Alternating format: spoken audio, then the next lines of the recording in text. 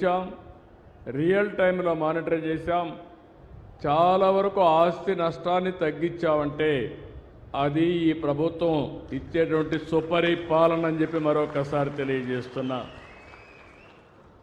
అలాంటి అందరికి కూడా లైన్లో ఉండే అందరికీ మనస్ఫూర్తిగా అభినందనలు. వీళ్ళు కాకుండా కాబోయే పారిశ్రామికవేత్తలు వాళ్ళందరినీ కూడా లైన్లోకి రమ్మన్నాం. ఇంకొక పక్క నేను పనిచేసేది భావితరాల భవిష్యత్తు కోసం.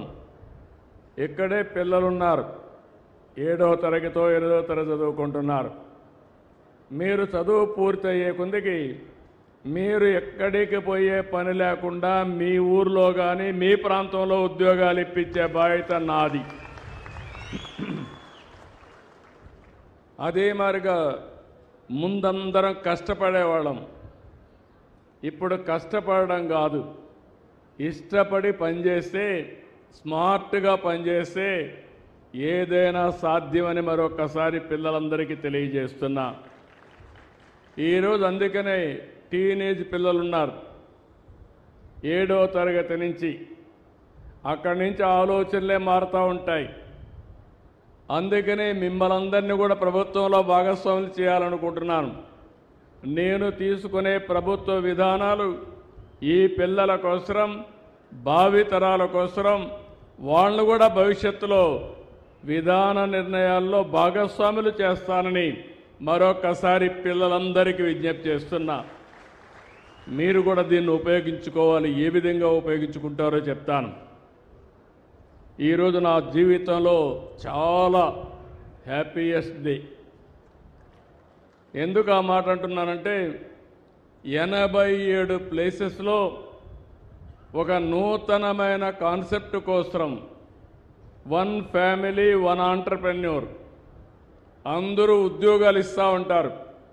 నేను ఉద్యోగమే కాదు, నిన్ను పారిశ్రామికవేత్తగా చేస్తానని చెప్పిన మొట్టమొదటి ప్రభుత్వం తెలుగుదేశం ఎన్డీఏ ప్రభుత్వం.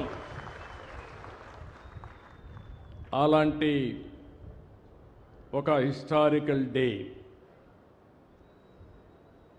అనేక సార్లు నేను ముఖ్యమంత్రి అయ్యాను, అనేక పెట్టుబడులు తీసుకొచ్చాం. అందరూ మాటలు చెప్తారు, నేను చేసిన పనులే నాకు సాక్ష్యాలు. ఈరోజు హైదరాబాద్ ఉంది, ఎప్పుడో 50 ఏళ్ళు 100 ఏళ్ళు కాదు, 25 ఏళ్లకు మునుపు అభివృద్ధి ప్రారంభిస్తే ఈరోజు హైదరాబాద్ దేశానికి ఒక ఆదర్శంగా, మోస్ట్ లివబుల్, ప్రతి ఒక్కరూ ఉండడానికి అనుకూలమైన సిటీగా, దేశంలో హైయెస్ట్ తలసరి ఆదాయం వస్తుందంటే అది నేను వేసిన ఫౌండేషన్ అని చెప్పి మీ అందరికీ విజ్ఞప్తి చేస్తున్నా. అయితే భిన్నమైన పరిస్థితుల్లో 17 నెలల నుంచి ఈ కూటమి ప్రభుత్వం పనిచేస్తున్నాం. ఎందుకన్నానంటే భిన్నమైన పరిస్థితులని, చాలా సమస్యల సుడిగుండంలో నుంచి మేము పనిచేసే పరిస్థితికి వచ్చాం. పెట్టుబడుల కోసం, మన యువత భవిష్యత్తు కోసం కన్న కలలు ఒక్కొక్కటి నిజం అవుతున్నాయి. ఎన్నికల సమయంలో ఒక మాట చెప్పాను. ఆ రోజు నేను చెప్పింది, నాకు అనుభవం ఉంది, చేశాం, మళ్ళీ హామీ ఇస్తున్నా, సమిక్షేమం, అభివృద్ధి, సుపరిపాలనతో ఏపీ బ్రాండ్ని మళ్ళీ బిల్డప్ చేస్తానని నేను ఆ రోజు చాలా స్పష్టంగా చెప్పాను. అది ఇప్పటికి కూడా మీకు జ్ఞాపకం ఉంటుంది.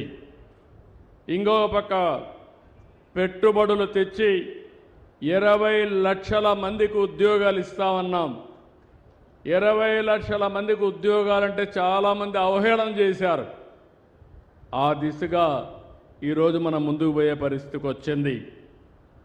ఈ రోజు నుంచి మీరు చూస్తే ఇప్పటికే చాలా వేసాం, ఫౌండేషన్లు వేసాం, ప్రారంభాలు చేసే పరిస్థితికి వచ్చాం. ఈ వారం అంతా కూడా రాష్ట్రం మొత్తం పెట్టుబడుల వెల్లువ, పండగ వాతావరణంలో ఇనాగరేషన్లో ఫౌండేషన్లు వేసుకుంటున్నాం. అయితే ఒక్కొక్కసారి గతాన్ని గురించి ఆలోచించకపోతే భవిష్యత్తుకు ప్రణాళికలు వేసుకోలేం. గత పాలకుల విధ్వంస విధానాలతో పరిశ్రమలు మూతబడ్డాయి, పారిశ్రామికవేత్తలు పారిపోయారు. అంతేకాదు, మా తమ్ముడు అరుస్తున్నాడు. ఆ రోజు మీరు చూస్తే ఎంత భయంకరమైన వాతావరణం అంటే బుద్ధుండే ఎవరు కూడా చేయరు ఇలాంటి తప్పుడు పనులు. కావాలని చెప్పి కరెంటు ఉత్పత్తి చేసే సోలారు కంపెనీలు ఎంఓయూలు చేశాం. కరెంటు ఉత్పత్తి అవుతుంది, కరెంటు ఉత్పత్తి తీసుకోకుండా వాళ్ళవన్నీ క్లోజ్ చేయమన్నాడు. కరెంటు క్లోజ్ చేయలేరు, ఎందుకంటే ఎండకు వచ్చే కరెంటు వాడుకోకపోతే నష్టం.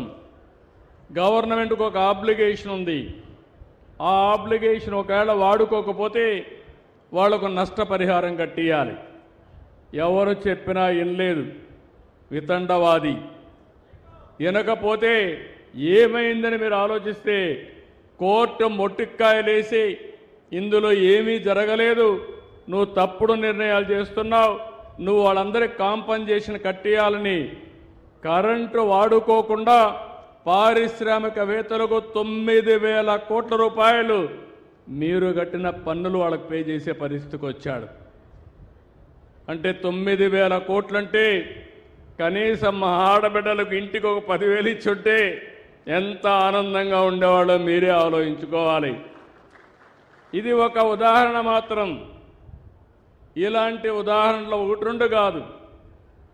ఏదైతే ప్రజావేదిక కూల్చడంలో ప్రారంభించిన విధ్వంసం రాష్ట్రమంతా కూడా కొనసాగే పరిస్థితికి వచ్చింది. దాంతో ఈరోజు ఆదాయ వనరులు లేకుండా రాష్ట్రం అన్ని విధాల సంక్షోభంలో చిక్కుకుపోయింది. ఈరోజు మీరు చూస్తే నాకు అనుభవం ఉంది, అన్నీ తెలిసిన డాక్టర్ని, నాకే నాడి అంతుపట్టలేదు. మీరు ఆ విషయం గుర్తుపెట్టుకోవాలి. అంటే అన్ని రోగాలతో రాష్ట్రాన్ని ఎక్కడికక్కడ భ్రష్టు పట్టించే పరిస్థితికి వచ్చారు. ఇప్పటికి కూడా మీరు అనుకుంటారు అన్నీ అయిపోతున్నాయని. చాలా కష్టపడుతున్నాం, అన్నీ చక్కదిద్దుతున్నాం, అక్కడి నుంచి అనేక సవాళ్ళను అధిగమిస్తున్నాం, వ్యవస్థలన్నీ ఘాట్లో పెట్టుతున్నాం. మళ్ళీ మనం వచ్చాం కాబట్టి ప్రపంచంలో అందరికీ నమ్మకం వచ్చింది. నేను కూడా పోయి చెప్పాను, రాబోయే రోజుల్లో మీకు ఇబ్బందులు ఉండవు, ఇది నా గ్యారంటీ, ఇది మా రాష్ట్రం, తప్పకుండా మీకు అండగా ఉంటానని హామీ ఇచ్చాను. దాంతో మళ్ళీ బ్రాండ్, ఒకప్పుడు ఏపీ అంటే చీచీ అనేవాళ్ళు, ఇప్పుడు ఏపీ అంటే భలే భలే అనే పరిస్థితికి వచ్చారు. ఇప్పుడే మీరు చూశారు, రిలయన్స్ మొదలుకొని అందరూ క్యూ కట్టే పరిస్థితికి వచ్చారంటే ఒకప్పుడు ఈజ్ ఆఫ్ డూయింగ్ బిజినెస్ అన్నా ఇప్పుడు స్పీడ్ ఆఫ్ డూయింగ్ బిజినెస్ అని సెప్టెంబర్లో ప్రారంభించిన ఫ్యాక్టరీని ఫిబ్రవరిలో ఇనాగరేషన్ చేస్తున్నారంటే అది ఈ ప్రభుత్వ విధానం అని మరొక్కసారి మీ అందరికీ విజ్ఞప్తి చేస్తున్నా. ఇలాంటి ఒకటి రెండు కాదు. గూగుల్ లాంటి సంస్థ విశాఖపట్నానికి వస్తూ ఉంది. దగ్గర 15 బిలియన్ US పెట్టుబడి. మన దేశంలో మొట్టమొదటిసారిగా 15 బిలియన్ అంటే 1,40,000 కోట్ల రూపాయలు విదేశ పెట్టుబడి వచ్చిన ఏకైక పరిశ్రమ, ఏకైక ఇండస్ట్రీ గూగుల్ అని చెప్పి కూడా నేను మీకు తెలియజేస్తున్నా. ఇవన్నీ అయ్యాయంటే అనుభవం, సంకల్పం, చిత్తశుద్ధి, కష్టపడి పనిచేయడం, టీం వర్క్. ఇప్పుడు నేను ఒక్కడే చేయలేను. ఇక్కడ ఒక ఇండస్ట్రీ వచ్చిందంటే ఇక్కడ పెట్టాలని అడిగాం. ఉగ్ర నరసింహారెడ్డి మీకు వచ్చి మెసేజ్ ఇచ్చి